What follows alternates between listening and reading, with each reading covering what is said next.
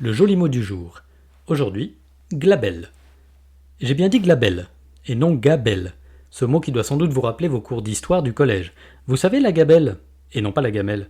C'est un pot inventé au cours du Moyen-Âge et qui était dû par tous ceux qui désiraient acheter du sel dans les greniers à sel.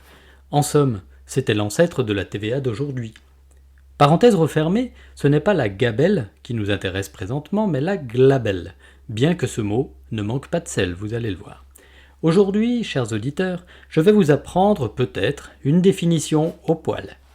Ou plutôt non, sans poil. Parce que le joli mot de glabelle est originaire du latin glabellus, diminutif de glaber, dont a été dérivé l'autre joli mot de glabre et qui signifie sans poil. Et figurez-vous qu'il s'agit d'un tout petit endroit du corps humain. Tenez, vous voulez jouer à deviner de quelle partie de nous il s'agit ? Êtes-vous prêt, à l'instant, à me montrer votre glabelle ? Serait-ce correct ? Qu'importe. Cet endroit, communément sans poil, de votre anatomie, tout le monde peut le voir à tout moment, même quand vous vous promenez dans la rue. Oui, oui. Allez, je vous aide. Elle existe autant chez les hommes que chez les femmes. Elle se trouve au niveau de la tête, c'est aussi joli que le mot fontanelle, par exemple, et plus précisément à l'endroit du visage. Cela pourrait être ce petit enfoncement creux coincé entre notre lèvre supérieure et la base du nez et qu'on désigne souvent par la marque des anges. Mais ce n'est pas ça non plus. Remontons l'arête du nez et arrêtons-nous entre les deux yeux. Vous y êtes ? Nous y sommes. La glabelle, c'est ça, cet espace glabre, donc sans poil, compris entre les sourcils.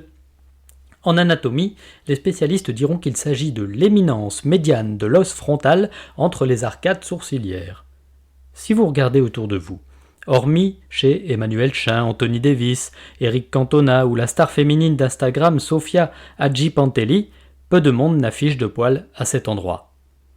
Enfin, petite anecdote à propos de la glabelle.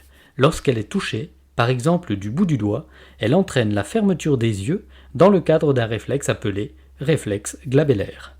Bref, désormais, chers auditeurs masculins, pour épater celle que vous souhaitez séduire, plutôt que de lui lancer un banal « Qu'est-ce que t'es belle ?», essayez donc un « T'as une trop belle glabelle, la gazelle ». Allez, tout le monde à poil, de sourcils.